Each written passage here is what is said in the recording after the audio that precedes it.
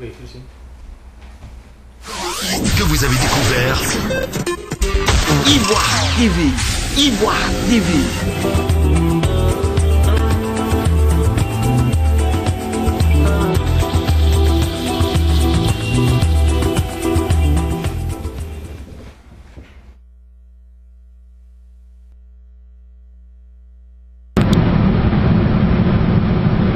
Flaps 30, sir. Landing check is completed. Speeds 144. Speeds 144. Minimums 100, 50, 40, 30, 20, 10.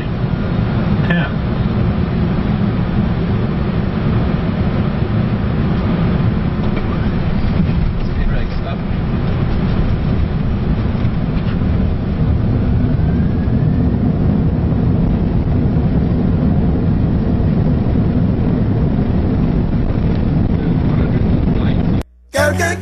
Amis d'Ivoire TV, bonsoir. Je voudrais vous remercier et vous saluer une fois de plus pour votre fidélité à notre télé. Ce soir, à Question à un expert, nous avons l'honneur de recevoir cette belle dame.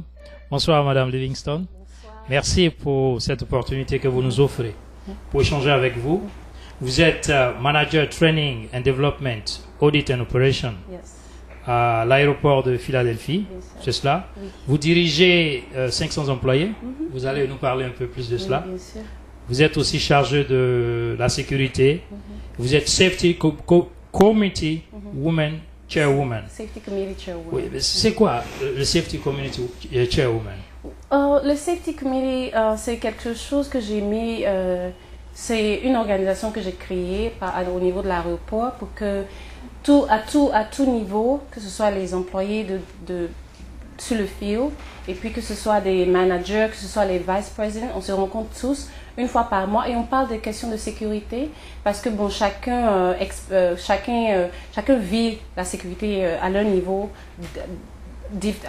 Ils ont, comment dire, ils ont différentes expériences. Donc, qu'est-ce qu'on fait? Chaque mois, on se retrouve et on parle des problèmes de sécurité et comment est-ce qu'on peut contrecarrer certains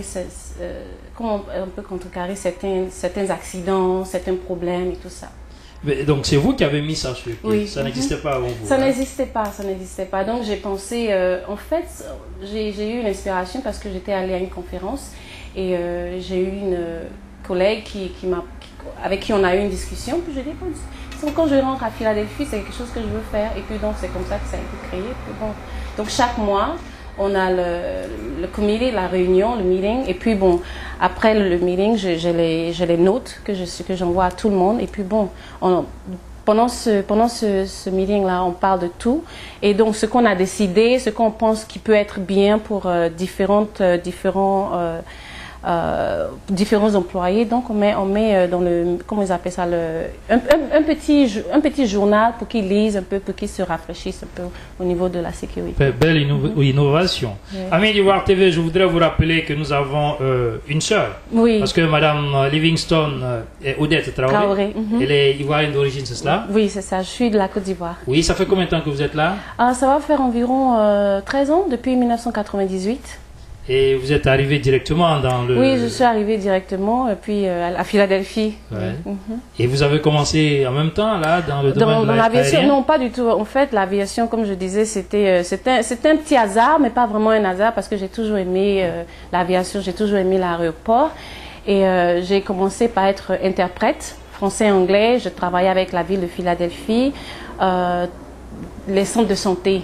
Travailler avec les Africains, les Ivoiriens, ceux qui parlent français, les aider un peu, ceux qui étaient malades, et puis aussi la communication entre leurs docteurs, et puis parce qu'il y avait beaucoup de gens qui avaient une barrière, qui ne comprenaient pas trop ce que les médecins demandaient et tout ça. Donc c'est ce que j'ai fait. Et puis par hasard, j'ai atterri à l'aéroport par une connaissance, et puis bon, j'ai commencé, je voulais en fait, comme je disais, avoir un petit boulot dans un petit couloir et où personne ne me connaît, j'allais juste voyager gratuitement, mais bon, Dieu faisant les choses, bon, j'ai atterri, et puis j'ai atterri d'un poste à un autre, et puis aujourd'hui, bon, je suis où je suis. Oui, parce qu'aujourd'hui, vous dirigez l'aéroport, c'est Oui, ça? je dirige en fait le training et le développement. Donc en fait, ce que ça veut dire, c'est que c'est comme une formation, une éducation de tous les employés, tous ceux qui sont embauchés à l'aéroport. Il faut que je les informe. Qu'est-ce que c'est que travailler à l'aéroport? Parce que bon, il y a beaucoup de gens qui ne savent pas, mais travailler à l'aéroport, spécialement sur le tarmac, où il y a le fil, il y a les avions, c'est l'un des plus dangereux boulots qu'on peut avoir. Yeah. Donc parce qu'il y a les avions, il y a les équipements, c'est vraiment très dangereux. Donc il faut éduquer les gens, qu'est-ce qu'il faut faire, qu'est-ce qu'il ne faut pas faire, comment est-ce que quand il y a un avion, arrête-toi, parce que derrière quand comment on appelle, le moteur de l'avion peut te prendre, ou bien ça peut voilà. Et donc c'est vraiment toute une éducation et dont ils ont besoin, parce que sinon bon, ils peuvent simplement se tuer. Ça, c'est vraiment le cas extrême, ou alors avoir des blessures vraiment très graves. Et donc, amis de Voir TV, vous pouvez participer à cette émission. Vous avez Madame Livingstone qui est là. Aujourd'hui, elle peut vous donner toutes les informations sur le transport aérien.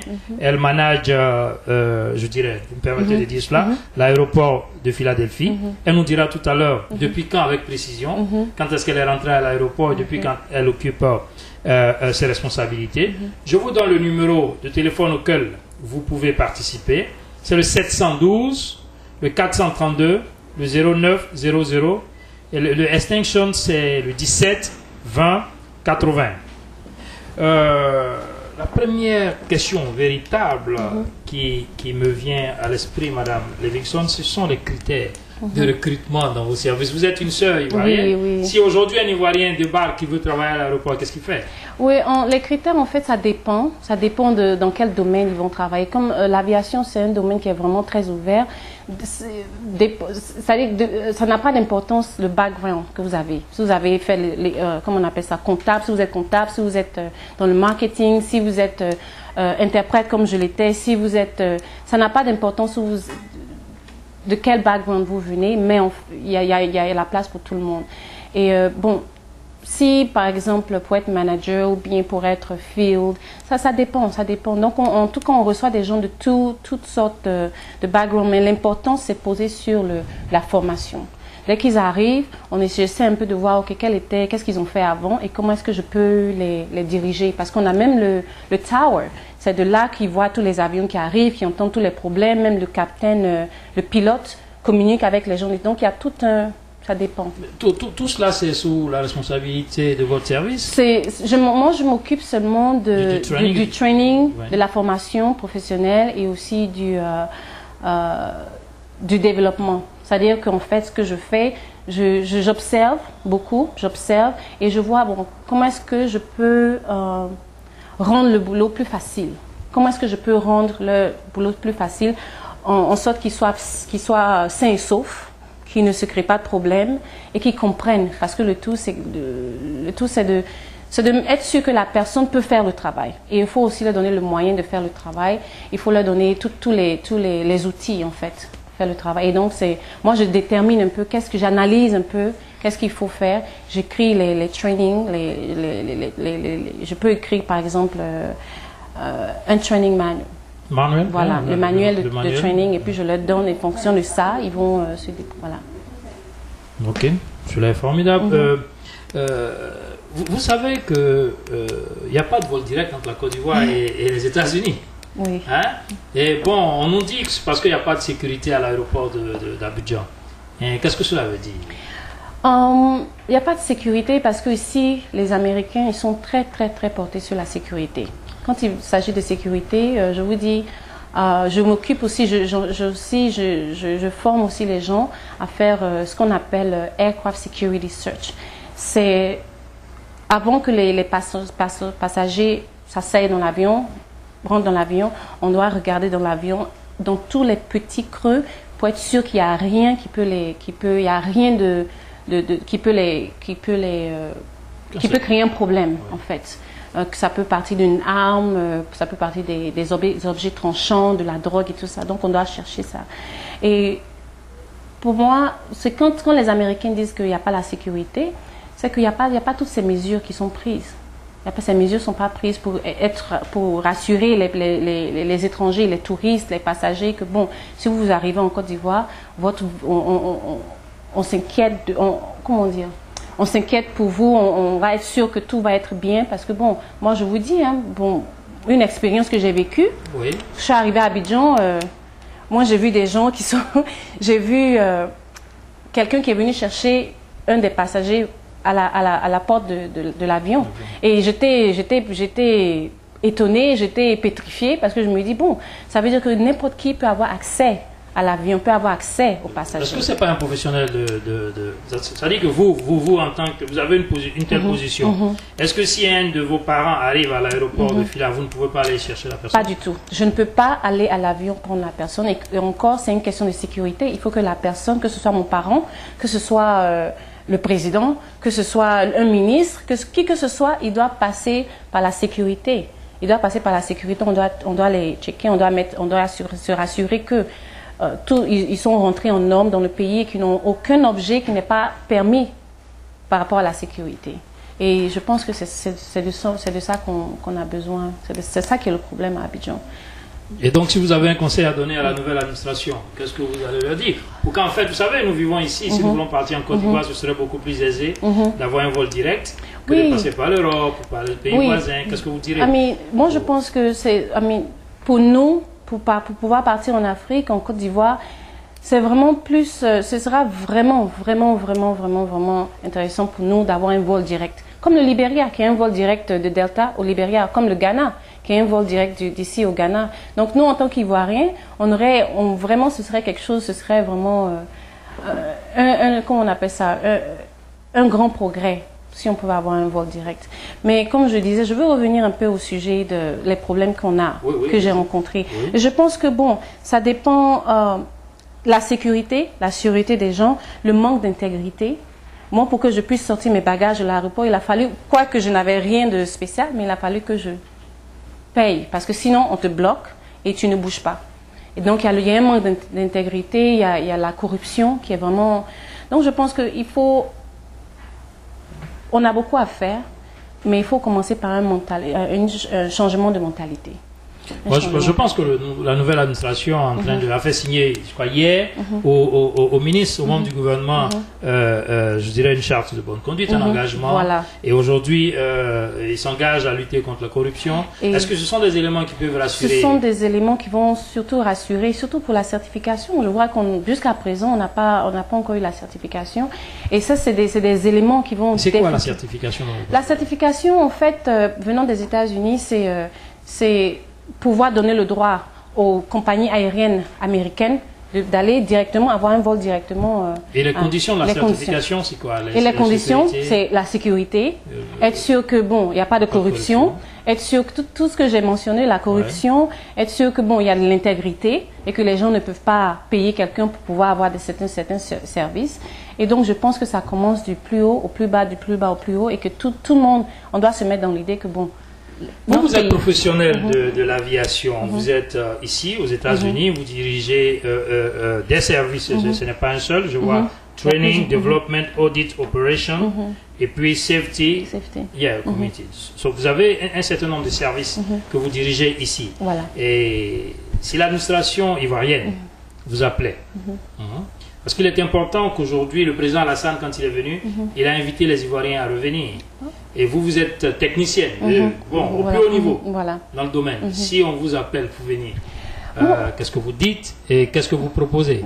Moi, je pense que j'ai toujours été pour un pays qui appelle ses progénitures pour l'évolution, pour participer à l'évolution du pays. Et je pense que la Côte d'Ivoire a besoin de personnes qualifiées dans différents domaines. Et qu'au lieu de prendre certaines personnes d'autres pays, prenez les enfants de la Côte d'Ivoire. Prenez les enfants de la Côte d'Ivoire parce que c'est ce qu'ils attendent. C'est ce qu'ils attendent d'être appelés. J'applaudis le président de faire appel aux Ivoiriens qui sont ailleurs, qui sont hors du pays, de revenir. Et moi, si on m'appelle, vraiment, bon, c'est quelque chose que j'aimerais bien faire. J'aimerais bien proposer mes services pour l'aéroport parce que c'est mon domaine. L'aéroport et puis probablement en tant que sous-traitance, faire la sous-traitance avec la compagnie qui dirige l'aéroport ou alors faire monter une compagnie qui va s'occuper de ces problèmes-là. Parce que je sais exactement ce dont on a besoin. Et je sais que, bon, je sais pas, ce dont on a besoin, c'est pas des trucs compliqués. C'est juste que, bon, il faut quelqu'un qui sait exactement comment embaucher les gens, comment entraîner les gens, comment les former et comment commencer à changer la mentalité petit à petit pour que les gens réalisent que la Côte d'Ivoire, c'est un beau pays et que l'aéroport représente la Côte d'Ivoire. C'est le premier, la première, comment on appelle ça, la première impression. Donc, je pense qu'il faut qu'on investisse dans ce domaine-là et qu'on fasse fierté à notre pays.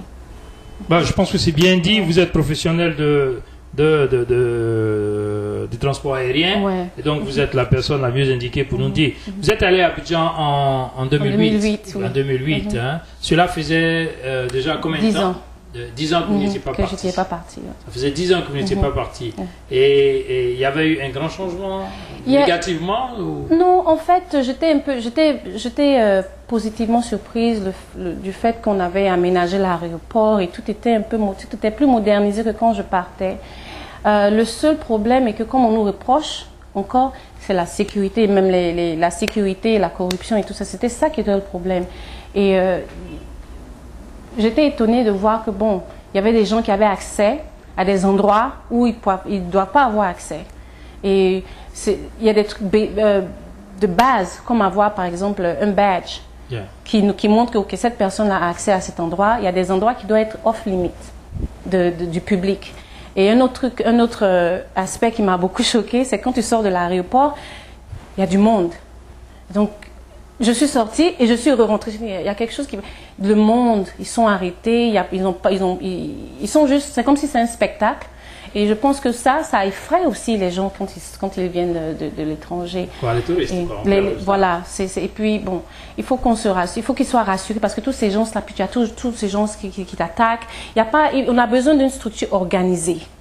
En fait, c'est ça on a besoin d'une structure organisée.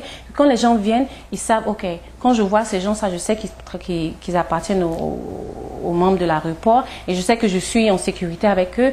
Bon, c'est pas tout. Il y a beaucoup de badauds, hein. Il y a beaucoup de gens qui t'approchent. Madame, vous voulez ça, vous voulez ça, vous voulez ça. Et bon, c'est un peu effrayant. Je pense que l'aéroport a besoin en ce moment de nettoyage. Et pour ça, je pense qu'ils ont besoin d'une organisation qui est structurée, qui est organisée pour s'occuper de tout ça. Le nettoyage. Du nettoyage. On a besoin de nettoyage, oui. On doit nettoyer l'aéroport. Oui. Ok, merci. Je voudrais, chers amis d'Ivoire TV, vous rappeler que nous sommes avec Madame Odette Livingstone Traoré, qui est ivoirienne d'origine et qui est ici aux États-Unis, précisément dans l'État de Pennsylvanie, à Philadelphie. Depuis 88. Depuis 1998. 98, voilà, c'est cela. Et elle est depuis 80... Vous me dites depuis quand vous êtes à l'aéroport? Depuis 2004. Depuis 2004, vous êtes à l'aéroport. Et depuis quand vous avez cette responsabilité de manager? Depuis 2008. Depuis 2008. Voilà. Donc ça fait quoi? Ça fait un peu plus de 3 ans que vous exercez cela. Vous vous y plaisez? Oh, bien sûr. Comme je disais, je ne me vois pas faire quelque chose d'autre. L'aviation, c'est ma passion.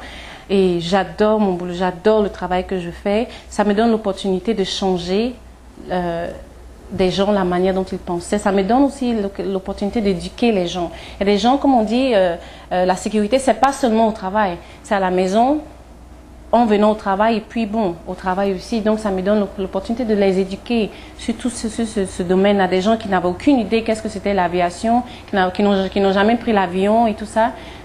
J'adore juste les faire découvrir. La question vous voyez, September 11, nous savons que depuis cette date, vous n'étiez pas encore dans le domaine de l'aviation, c'est cela? C'était en quelle année déjà? C'est en 2001. 2001, non. Oui. Et nous savons que depuis cette période, il y a eu beaucoup de changements au niveau sécuritaire. Oui. Oui, c'est quoi la rigueur? Est-ce que tous les services travaillent véritablement en symbiose? Est-ce qu'il y a eu une méfiance d'un service à un autre? Tout cela? Non. En fait, la clé, c'est la communication. Donc, tous les services travaillent ensemble. S'il y a un problème, par exemple, dans un domaine, c'est sûr que, bon, ce sera communiqué. Dans un autre domaine, par exemple, même s'il y a un problème dans une autre ville, dans un autre État, automatiquement, dans moins de 2 secondes, tout le monde est averti. Et puis, bon, le niveau de sécurité augmente. Donc, on a le rouge, l'orange et le vert. Donc, ça augmente. Cela correspond? En fait, le vert, c'est bon, c'est OK, il n'y a pas de problème. L'orange, quelque chose s'est passé, faites attention. C'est à ce moment-là qu'on commence à checker tout le monde, on va dans les avions, on check tout le monde et tout ça. Et le rouge, ça c'est vraiment grave, c'est qu'il y a eu un acte de terrorisme, il y a eu quelque chose comme ce qui s'est passé, je crois que c'était en décembre c'était en 2009 ou 2010, avec le jeune Nigérien qui avait eu, comment ils appellent ça, IED, dans ses vêtements et tout ça. Donc, quand c'est comme ça, tout automatiquement, en moins de 2 secondes, tout le monde est alerté parce qu'on a les radios, tout le monde est alerté. Et puis bon, on commence les sécurités, on va dans les avions, on retarde les boardings. Pour les gens qui vont, on retarde les passagers, on recherche les avions, on se met sûr on se rassure qu'en fait, il n'y a rien de possible qui peut endanger les passagers. Et ça se fait au niveau de l'avion, ça se fait au niveau du security check, quand ils vont avec, ils montrent le ticket et tout ça. Donc à ce moment-là, la sécurité devient vraiment importante. Quoique, on le fait à tout moment, mais s'il y a un passager, des fois les passagers se fâchent, mais en fait c'est pour leur sécurité.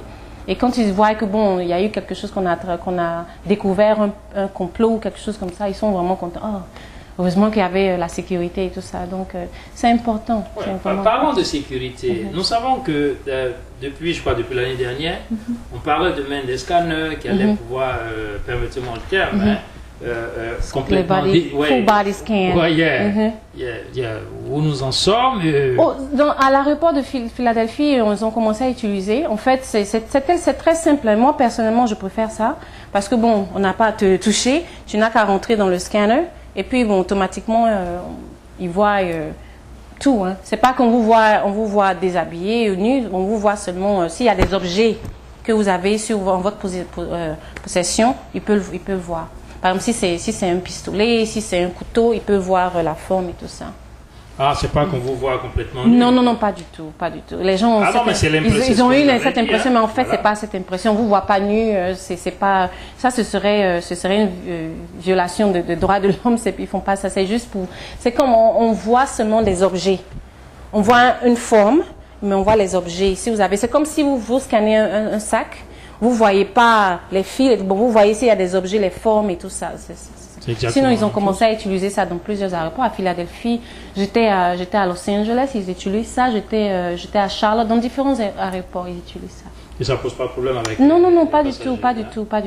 Il y a certaines personnes qui ont un peu peur parce qu'il y a des radiations et tout ça, mais bon, c'est des trucs qui ont été vraiment étudiés. Et bon, on va pas mettre quelque chose dans l'aéroport qui va nuire à la santé des passagers. Des passagers. C'est cela. Ok. Amis d'Ivoire TV, je vous rappelle que nous sommes avec Madame Livingston. Vous êtes habilité à participer à l'émission en appelant le 712, le 432 0900. L'extinction, c'est le 1720 80. Madame Livingston, vous savez qu'aujourd'hui, la Côte d'Ivoire, depuis un peu plus de 4 mois, a changé d'administration. Vous étiez à Abidjan en 2008. En 2008. Oui, c'est vrai que vous n'êtes pas parti, mais vous suivez l'actualité en Côte d'Ivoire. Et si vous avez un message à donner au nouveau président, qu'est-ce que vous allez dire? En tant que Ivoirienne, bon, c'est vrai que bon, on était tous un peu désolés de ce qui se passait et tout ça par rapport aux nombreux morts, et c'est pas quelque chose qu'on veut pour son pays. Et donc ce que je peux faire en fait, c'est demander au président de faire en sorte qu'il y ait la paix, qu'il y ait la communication, la réconciliation entre tout le monde, et que bon, parce que notre pays, on est tous fiers d'être de la Côte d'Ivoire, d'être ivoirien, et on veut que cette fierté continue. Et donc c'est de faire en sorte que tout le monde nous sommes tous des frères, hein, même si on a des pensées différentes et tout ça, on est tous des frères, donc de faire en sorte que tout le monde s'entende et qu'ensemble, on participe à l'évolution de la Côte d'Ivoire. À l'évolution, à la construction Voilà, du la pays. Je pense que c'est ce qu'il est en construction train du de faire. Il pays. parle Oui. de la reconstruction et de la réconciliation. Oui, je pense que au niveau, mon opinion personnelle, je pense que bon, il y a de l'espoir. Tout ce dont on parle, la sécurité et tout ça, ça a l'air d'être un peu impossible, mais en fait, c'est pas impossible. C'est possible. Et je pense qu'avec cette nouvelle administration, qui donne l'opportunité, comme je disais, l'opportunité aux Ivoiriens, aux Ivoiriennes de rentrer et puis donc d'appliquer leur expertise aux différents domaines dont ils ont besoin. C'est très juste parce que vous êtes experte dans le domaine aérien. Voilà. Nous avons les preuves là. Vous dirigez plus de 500 employés, j'allais dire à l'université, à l'aéroport. à l'aéroport de Philadelphie. Vous occupez du training, du development, de l'audit. C'est quoi l'audit? L'audit, voilà. L'audit, c'est très important.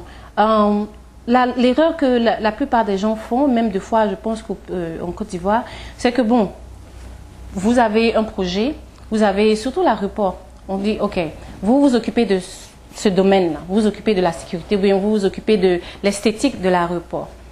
Et vous donnez le contrat, ou bien quelqu'un s'occupe de ça, et c'est fini. Tout le monde abandonne et on laisse des gens qui ne sont pas qualifiés, qui n'ont pas reçu de formation, s'en occuper. Et le résultat, il y a une dégradation. Donc l'audit, en fait, c'est checké, c'est une qualité, ils appellent ça quality check. On check après les gens.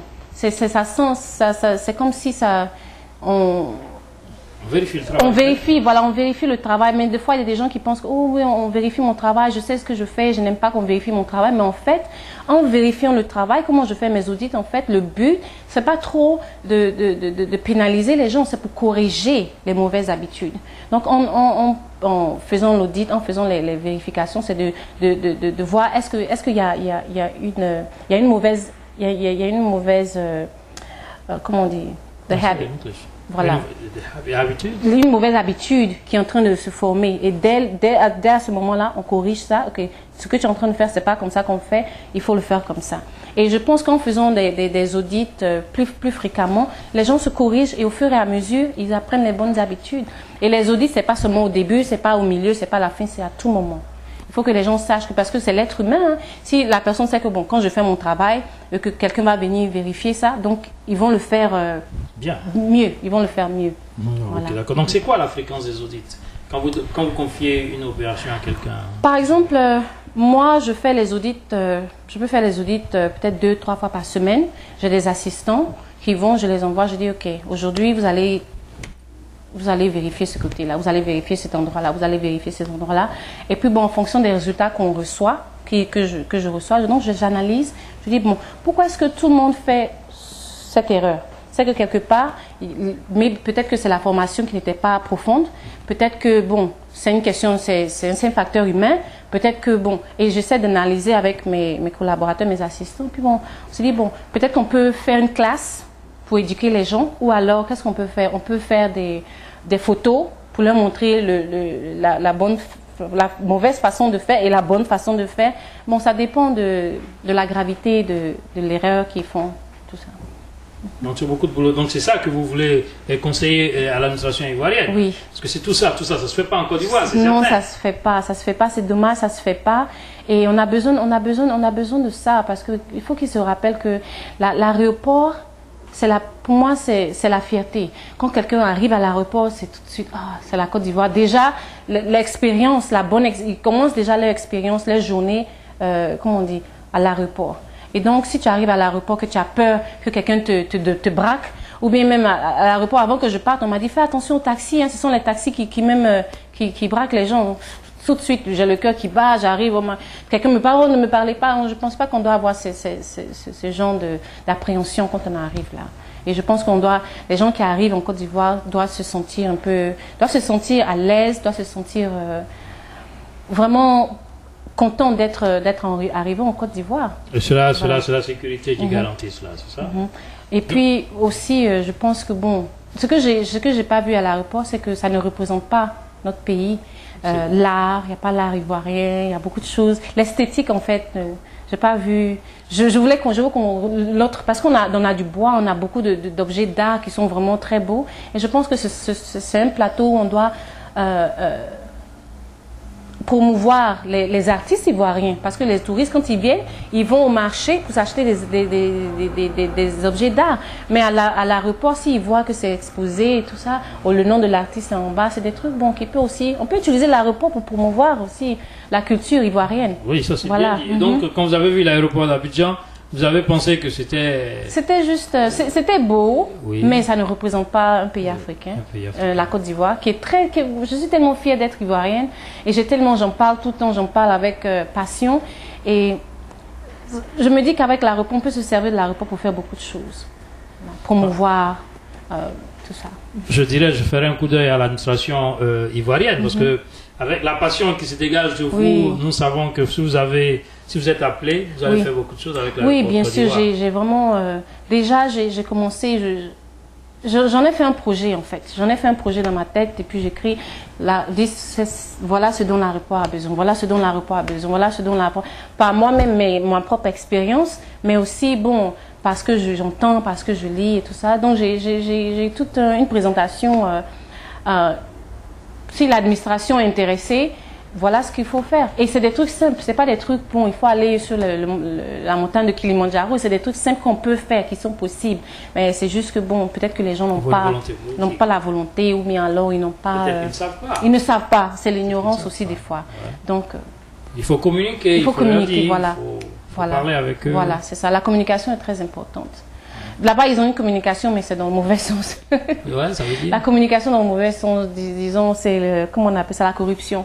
Ils parlent, mais bon, c'est pas pour le bien des passagers. Ils parlent, c'est la corruption, ils veulent que vous payiez quelque chose et tout ça. Il faut que les gens sachent que, bon, quand ils arrivent en Côte d'Ivoire, quelqu'un m'a dit, oh, je vais partir en Côte d'Ivoire, il faut que j'ai beaucoup de monnaie. C'est pas des trucs, bon, c'est pas des trucs qui doivent se passer.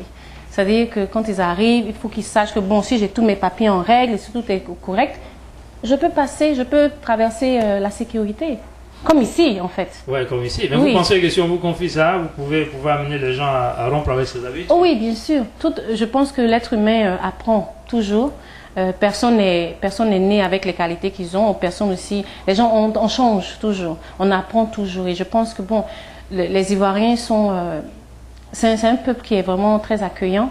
C'est un peuple qui est ouvert. Et c'est un peuple qui aime apprendre.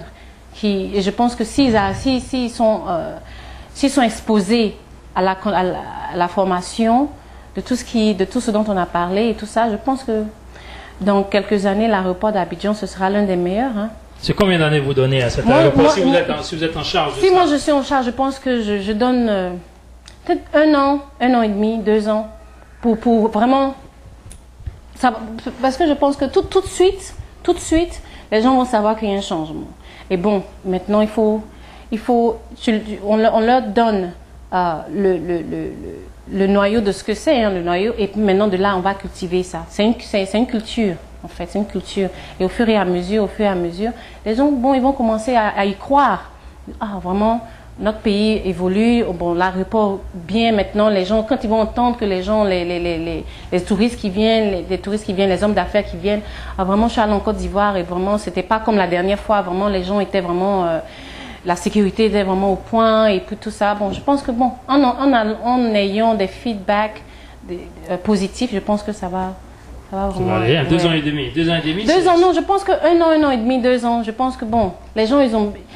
Tout se fait pas le jour au lendemain. Hein. Comme je dis, c'est une culture, c'est le facteur humain qu'on a. Ça va prendre un peu changement de mentalité. Et donc, c'est d'une personne, tu peux pas changer le groupe. Je pense que ça doit être individuel. Et c'est ce que je fais en fait.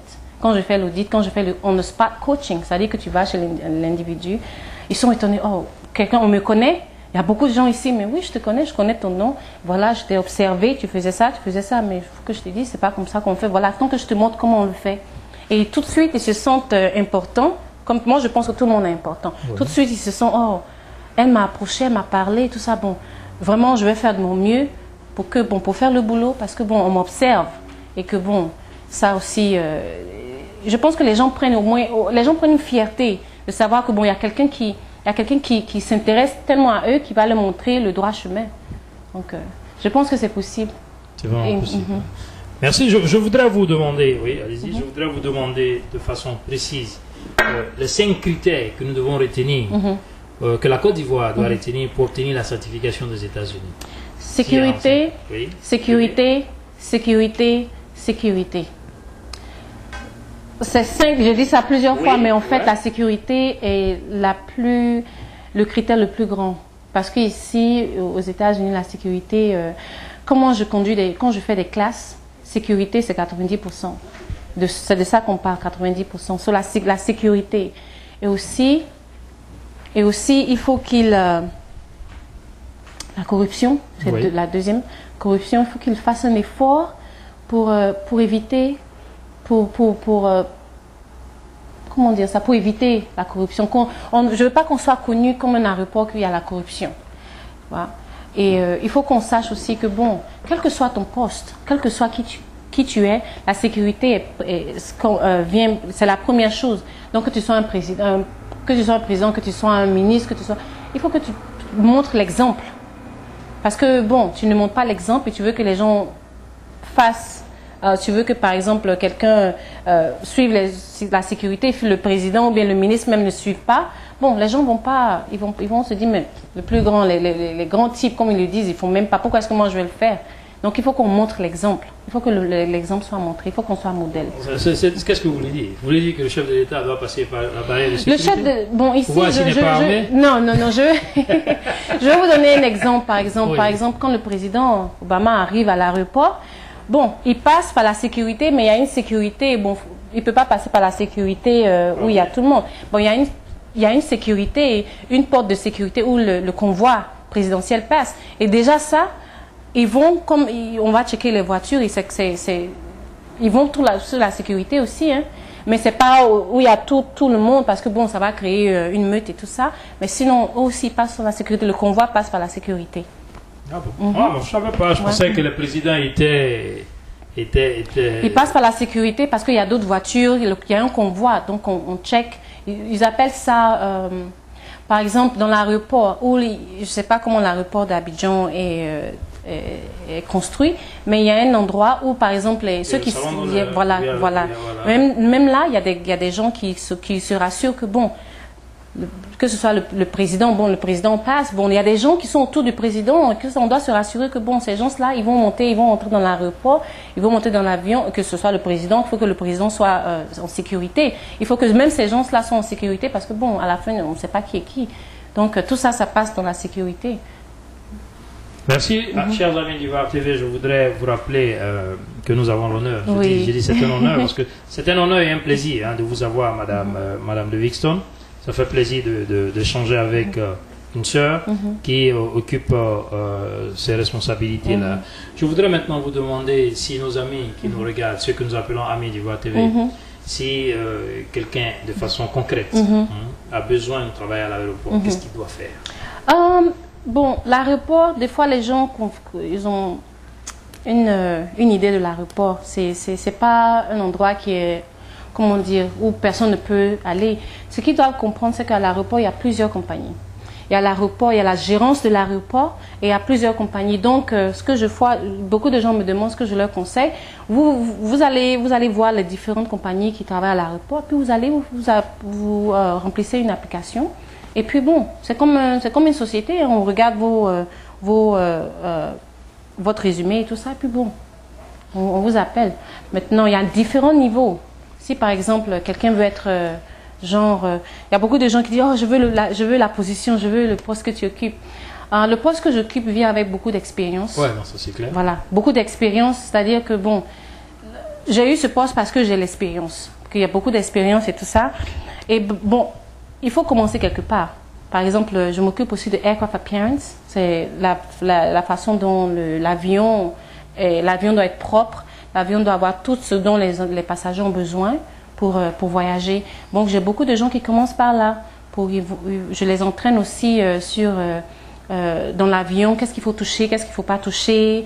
Par exemple, le cockpit, le flight deck, quand vous allez dans le flight deck, il y a les boutons qu'il ne faut pas toucher. Voilà comment on bouge le siège et tout ça. Il y a beaucoup de trucs dans l'avion qu'ils doivent savoir. Et à ce niveau-là, bon, Ça dépend. Ils n'ont pas besoin de qualifications particulières. Mais bon, on apprécie toujours quand quelqu'un a déjà eu une expérience dans l'aéroport. Bon, par exemple, quand je fais mes trainings, je demande toujours est-ce que quelqu'un est déjà monté dans l'avion. Il y a des gens qui ne sont jamais montés dans l'avion. Donc à ce moment-là, je sais, ok, comment je vais leur présenter l'aéroport. Si quelqu'un est déjà monté dans l'avion, donc ils ont une idée un peu à quoi l'avion ressemble, et puis bon, je sais comment aussi présenter le training. J'ai une question. Il y a plusieurs compagnies aériennes. Vous vous occupez, vous avez parlé tout de suite de ceux qui sont chargés du nettoyage des avions. Voilà. Vous vous occupez du nettoyage de tous les avions, c'est cela? Oui, nettoyage de l'avion, les services, par exemple les bagages, les bagages et tout ça. Aussi, en fait, ce que je fais, tous ces gens-là, ils doivent passer par moi, par la classe, qui leur donne au moins une ouverture à l'aéroport. Oh, on est à l'aéroport maintenant, voilà. Il y a ce département, il y a ce département, il y a ce département, il y a ce département. La plupart des gens qui vont venir, bon, ils vont, après la classe, ils vont aller dans différents départements. Ils vont aller faire ceux qui conduisent sur le tarmac. Ils vont aller faire le nettoyage de l'avion. Il y a les managers qui vont être Customer Service Manager. C'est-à-dire qu'on leur donne une base pour entrer dans l'avion. Maintenant, après ça, spécifiquement, il y a des classes spécifiques, par exemple de Customer Service, il y a des classes spécifiques de l'apparence de l'avion, il y a les classes spécifiques de, comment dire, de sécurité, il y a des classes, ça dépend, mais il y a une base d'abord pour leur donner une vue de l'aéroport en général. Donc en fait, les compagnies ne s'occupent pas de l'entretien des vols. Non. Les compagnies, je prends un exemple, je ne fais pas de la publicité, mais je sais que vous avez commencé là-bas, c'est ce que vous m'avez dit. Oui. Vous avez commencé à Delta, c'est ça? Oui, à Delta. Voilà, donc je prends Delta. Cette compagnie n'est pas chargée de l'entretien de son avion. Je pense. Voilà, dites-moi. En fait, Delta, ce qu'ils font, comme je disais, la sous-traitance, la plupart des compagnies aériennes, eux, ils vont embaucher à un certain niveau, par exemple, les managers de certains départements. Maintenant, quand il s'agit de, par exemple, ils vont faire de la sous-traitance avec d'autres compagnies, qui va s'occuper de le nettoyage, qui va s'occuper des bagages, qui va s'occuper du customer service, des tickets et tout ça. Donc, en fait, la plupart des compagnies font de la sous-traitance. Et donc, des fois, ils m'appellent pour entraîner former leurs employés. Voilà. Et avant que les personnes viennent travailler avant que les personnes ne touchent l'avion, qu'ils aillent sur le terrain et tout ça, il faut qu'ils aient cette notion-là d'abord. Ok. Amis d'Ivoire TV, je voudrais vous saluer et vous dire encore que nous sommes avec Madame Livingstone, qui est une sœur à nous, elle est ivoirienne d'origine. Oui. J'aime insister là-dessus parce que ça fait plaisir de le savoir. Elle est là pour nous parler de son domaine. De son domaine, elle est experte dans le domaine aérien. Elle est manager, training, development, audit, operation. Vous nous avez un peu expliqué ce que l'opération c'est, ce que le développement c'est. Mais je veux de façon précise savoir la liaison entre les opérations et le développement. L'opération, parce que bon, la raison pour laquelle je fais aussi l'opération, parce que bon, je suis aussi impliquée dans l'opération de tous les jours. Comment les choses se passent sur le terrain et tout ça, parce que bon, avec mon boulot, en fait, il faut que j'aille vérifier que les gens qui font le boulot, la même façon qu'on les a entraînés dans la classe. Donc je parle aux gens et tout ça, et je parle aux employés. Des fois, on s'assoit, bon, est-ce que le boulot, tu as commencé, est-ce que ça va, est-ce que c'est ce que tu pensais, est-ce que tu es content, est-ce que ça te plaît, est-ce qu'il y a quelque chose d'autre? Et aussi, bon, essayer de voir aussi les gens, peut-être que quelqu'un ne peut pas être vraiment bien dans ce domaine-là, mais je peux voir un potentiel en eux que je peux dire, bon, ok, bon, on peut te mettre dans un autre domaine. Bon, c'est un peu comment on appelle, ressources humaines aussi, parler aux gens et tout ça. Merci. Je voudrais, amis d'Ivoire TV, vous dire que notre émission tire à sa fin. Madame Livingstone, Odette. Je voudrais vous demander de regarder la caméra et de regarder les amis d'Ivoire TV, de regarder en même temps l'administration Ouattara. Donc vous vous adressez aux Ivoiriens et vous adressez au président de la République ivoirienne. D'accord. Bon, tout d'abord, je voudrais remercier Ivoire TV. Parce que je pense que ce genre d'émission, c'est ce dont on a besoin. On a besoin de ce genre d'émission ici, à l'étranger, pour la communauté, la diaspora ivoirienne. Parce que bon, il y a beaucoup de gens qui ont des idées, qui ont des questions et qui savent pas vraiment où s'adresser, où se tourner. Et je pense que ce genre de mission, j'applaudis vraiment votre effort et tout ça, tout ce que vous faites, et je pense que c'est vraiment très très bien. Donc je vous remercie d'abord de m'avoir invité pour pouvoir partager un peu ma passion, ce que je fais, et c'est un grand plaisir d'être ici. Aussi en tant que femme, parce que bon, des fois, les femmes, on nous donne vous avez une place de choix. On a une place de choix, mais bon, en tant que femme, je représente aussi les femmes, femmes professionnelles, j'espère que bon, les sœurs ivoiriennes qui regardent, l'audience ivoirienne, les sœurs, que ça les inspire aussi à faire quelque chose de bien, comme ça qu'elles peuvent retourner dans notre pays, parce que nous tous, on va participer au progrès de la Côte d'Ivoire. Et donc, si j'ai un message à donner aux frères, aux Ivoiriens, aux Ivoiriennes, c'est de ne pas oublier d'où on vient. C'est vrai qu'on a eu des challenges, on a eu beaucoup de challenges, mais je pense qu'on est fort. Je pense qu'on est fort pour surmonter tout cela, et que bon, et qu'il faut qu'ils acceptent le changement. S'il y a un changement, qu'il faut qu'ils acceptent ça, et que bon, il ne faut pas qu'on mette des barrières. S'il y a quelqu'un qui vient et qui veut honnêtement faire progresser la Côte d'Ivoire, il faut que nous tous, comme frères et sœurs, on se mette ensemble et qu'on participe, tout ça. Et que bon, si je veux aussi adresser l'administration ivoirienne, bon, moi personnellement, je suis contente que bon, tout se soit calmé en ce moment.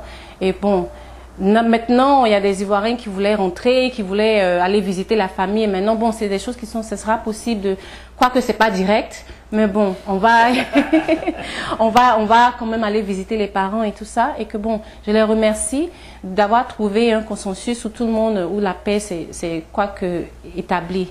Okay.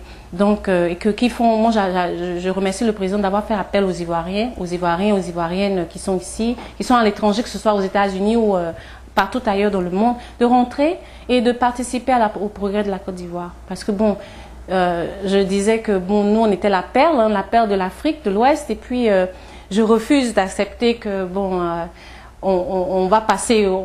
Il y a d'autres pays qui vont nous dépasser, et ça je refuse. Et pour moi, comme je l'ai dit, je suis prête à prêter mes services pour participer à ce progrès-là. Merci Madame Livingstone, c'est nous qui vous remercions, c'est la direction d'Ivoire TV qui vous remercie. Vous êtes venu partager avec nous et avec tous les Ivoiriens qui vous regardent, d'ici et d'ailleurs. Ce que vous faites, ça fait plaisir d'avoir une experte dans le domaine aérien pour pouvoir indiquer les gens. Chers amis d'Ivoire TV, je voudrais donc vous remercier pour votre fidélité à notre télé.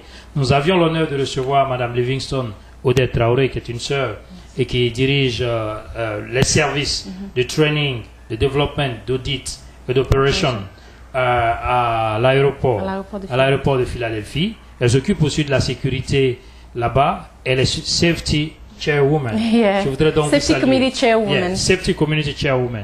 Je voudrais donc vous remercier, Madame Livingstone. Merci beaucoup. Vous remercier Amis d'Ivoire TV et vous dire à très très bientôt. Bonsoir.